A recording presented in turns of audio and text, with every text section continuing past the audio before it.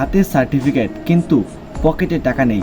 এই দৃশ্যটা আজ আমাদের দেশে লাখো শিক্ষিত তরুণের।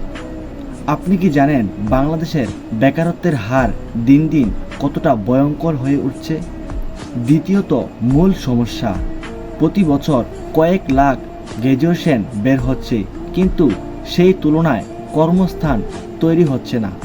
গতানুগতিক পড়াশোনা আর স্কিল বা দক্ষতার অভাব আমাদের এই সংকটের মুখে ঢেলে দিচ্ছি।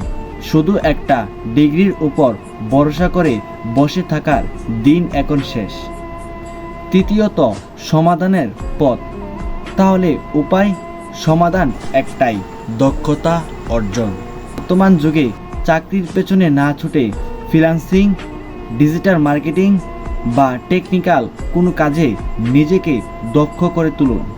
মনে রাখবেন, পৃথিবী এখন ডিগ্রির চেয়ে কাজের দক্ষতাকে বেশি মূল্যায়ন করে।